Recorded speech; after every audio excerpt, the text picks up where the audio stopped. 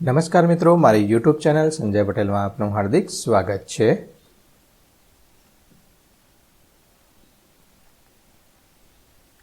બાળ મિત્રો, આજે આપણે ધોરણ 10 વિષય છે ગુજરાતી, તેનો પાઠ 5, પાઠનું નામ છે દીકરી। તેની સ્વ અધ્યયન પોથીનું સંપૂર્ણ સોલ્યુશન આજે આપણે આ વિડીયોની અંદર જોવાના છીએ। પરંતુ તે પહેલાં જે મિત્રો અમારી ચેનલમાં નવા છે, જેમણે હજુ સુધી અમારી ચેનલને સબસ્ક્રાઈબ નથી કરી, તે અમારી ચેનલને જરૂર સબસ્ક્રાઈબ કરે, વિડીયો લાઇક કરે, શેર કરે અને બેલ નોટિફિકેશન આઇકોન ઓન કરે, જેથી અમારા દરેક નવા વિડીયોની નોટિફિકેશન તમારા મોબાઈલની સ્ક્રીન પર મળી શકે।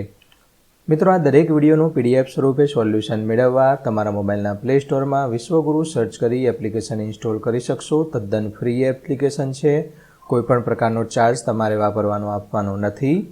શરૂઆતની સ્ક્રીન આવી જોવા મળશે, તેમાં સ્વ અધ્યયન પોથી પર ક્લિક કરી ધોરણ 10 પસંદ કરી વિષય પર ક્લિક કરતા વિડીયોના ઓપ્શન પરથી તમે વિડીયો જોઈ શકશો। PDFના ઓપ્શન પરથી તમે PDF સ્વરૂપે સોલ્યુશન મેળવી શકશો। ખૂબ જ સારી એપ છે, એકવાર જરૂર ડાઉનલોડ કરીને જોજો। તો ચાલો 5મો પાઠ, તેનું સોલ્યુશન જોઈએ। તેનો વિભાગ બી છે, જોડકા જોડવાના છે। દીકરી તો ગઝલ અને બેદિલ તેનું ઉપનામ, તો તેમાં આવશે ક અશોક ચાવડા। ખાલી જગ્યા પૂર્ણ કરવાની છે, તેમાં પહેલી ત્રીજી ખાલી જગ્યા છે। દીકરી કાવ્યના કવિનું નામ અશોક ચાવડા છે। દીકરી કાવ્યનો પ્રકાર ગઝલ છે અને દીકરી કાવ્ય પગરવ તળાવમાંથી, એ જે સંગ્રહ છે તેમાંથી લેવામાં આવેલું છે। છઠ્ઠી ખાલી જગ્યા, આ કાવ્યમાં દીકરીના ગૌરવ ભર્યા સ્થાન અને માનની સંવેદનાનું આલેખન થયું છે। સાતમું, દીકરી કાવ્યમાં ગૌરી વ્રતનો ઉલ્લેખ થયો છે। હવે ક પ્રશ્નોના એક વાક્યમાં ઉત્તર આપવાના છે, તેમાંનો 8મો પ્રશ્ન, કોની ગઝલમાં દીકરીના દર્શન થાય છે?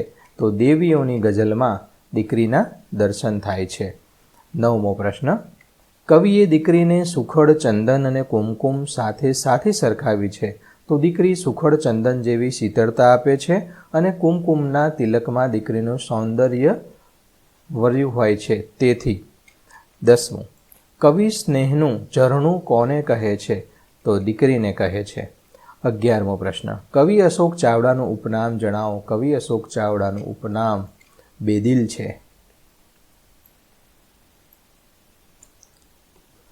12મો પ્રશ્ન, સૂર શરણાઈ સગા સંબંધી, આ શબ્દો દ્વારા કયા પ્રસંગની યાદ તાજી થાય છે?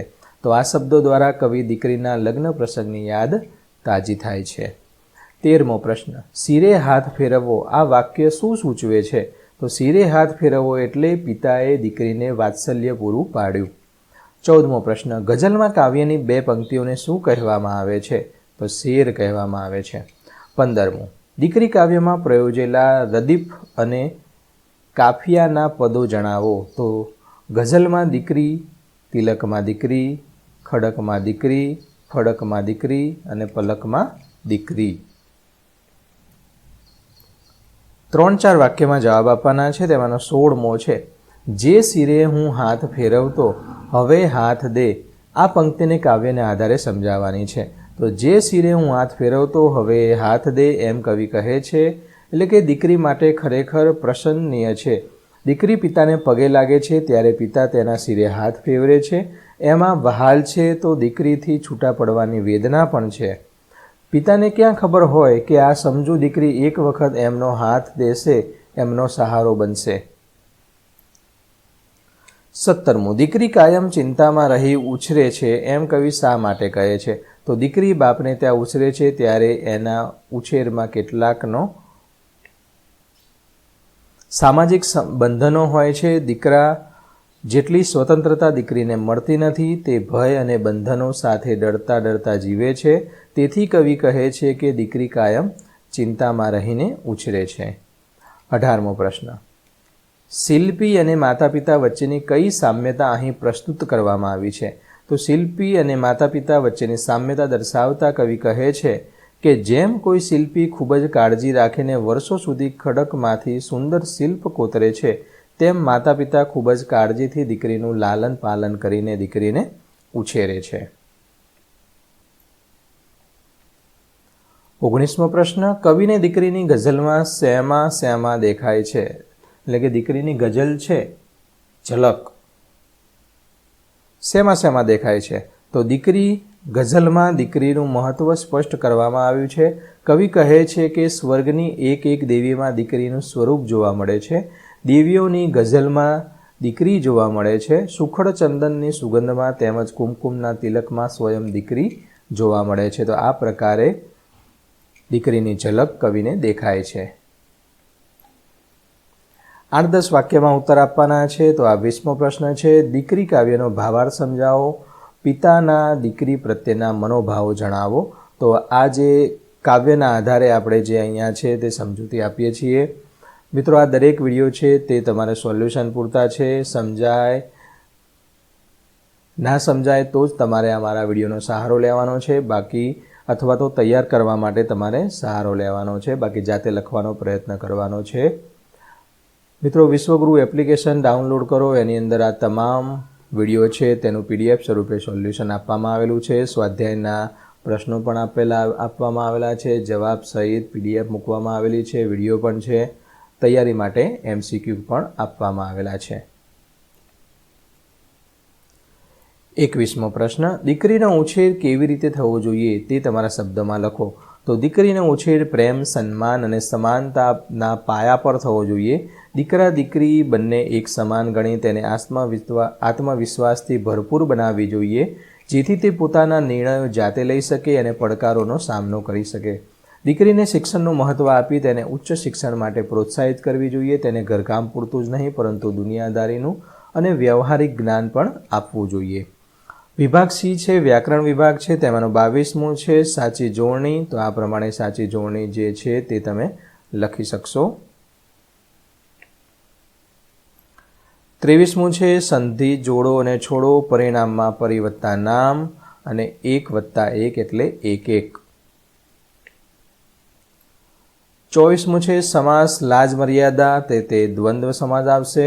સુખડ ચંદન દ્વંદ્વ સમાસ, સગા સંબંધી દ્વંદ્વ, ગૌરી વ્રત મધ્યમપદ લોપી સમાસ, 1-1 અવયવી ભાવ સમાસ. 25મું છે બંને શબ્દના જોડણી ભેદ થતો અર્થ ભેદ સમજાવો. સુ આ દીર્ઘવ હોય ત્યારે સૂર એટલે અવાજ, સુને રસ્વ હોય ત્યારે સૂર એટલે દેવ.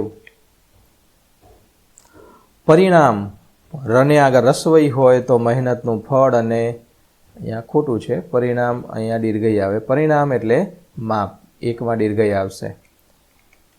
ઓકે, પરિણામ એટલે મહેનતનું ફળ, અને પરિમાણ છે અહીંયા પરિમાણ એટલે માપ. ઉછરે એટલે વિકસિત થાય, ઉછળે એટલે કૂદે.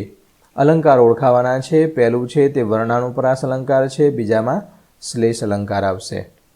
27મું છે કયો પ્રત્યય રહેલો છે? તો સંબંધી પર પ્રત્યય અને સમજણ પર પ્રત્યય રહેલો છે.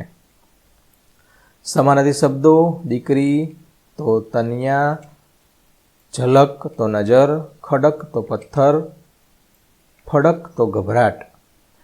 સંજ્ઞાનો સાચો પ્રકાર શરણાઈ જાતિવાચક, દેવી જાતિવાચક, દીકરી જાતિવાચક.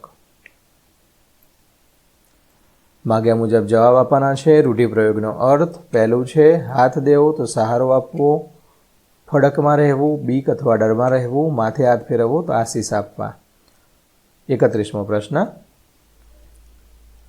શબ્દ સમૂહ માટે એક શબ્દ. દેવોનો લોક, દેવલોક. પાણીમાંનો કે જમીન પરનો પથ્થરનો ટેકરો, ખડક. જમીન કે પહાડમાંથી ઝરતો પાણીનો પ્રવાહ, ઝરણું. ચંદનના ઝાડનું સુગંધીદાર લાકડું, સુખડ. સ્વભાવનો વિવેકી સંકોચ, મર્યાદા.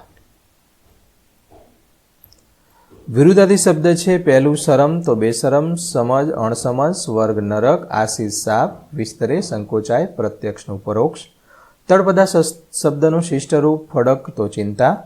34મું છે નીચેના વાક્યોમાંથી વિશેષણ શોધી તેનો પ્રકાર જણાવો. તેમાં પહેલું છે સ્નેહ ગુણવાચક, બીજામાં ભીની ગુણવાચક અને સમજણ ગુણવાચક છે. ક્રિયા વિશેષણ શોધી પ્રકાર તો કાયમથી તો રીતિવાચક, વર્ષોથી સમયવાચક. ધ્વનિ છૂટી પાડવાની છે તો આ પ્રમાણે તમે છે તેની ધ્વનિ છૂટી પાડી શકશો. સંજ્ઞાના કેટલા પ્રકાર છે તે અહીંયા આપેલું છે, અને ક્યારે કઈ સંજ્ઞા કહેવાય, ક્યારે લાગે, એ બધું અહીંયા સમજણ આપેલી છે. સમજણ તમારે મેળવી લેવાની છે. વિભાગ ડી લેખન વિભાગ છે, તેમાં દીકરી ઘરની દીવડી અથવા દીકરી વાહનનું ઝરણું, દીકરો દીકરી એક સમાન તો જ બનશે સુખી સંસાર. તો આ વિશે તમારે નિબંધ લખવાનો છે. તો આ પ્રમાણે તમે નિબંધ છે તે તમે લખી શકશો. મિત્રો, આ દરેક વિડીયોનું PDF સ્વરૂપે સોલ્યુશન મેળવવા માટે તમારા મોબાઈલના પ્લે સ્ટોરમાં વિશ્વગુરુ એપ્લિકેશન ઇન્સ્ટોલ કરો. તેમાં દરેક પાઠના વિષય વાઇઝ તેમજ સ્વાધ્યાય અને સ્વઅધ્યયન પોથીના વિડીયો અને PDF તેની અંદર મૂકવામાં આવેલા છે અને વધારે તૈયારી માટે MCQ પણ ચેપ્ટર વાઇઝ આપેલા છે.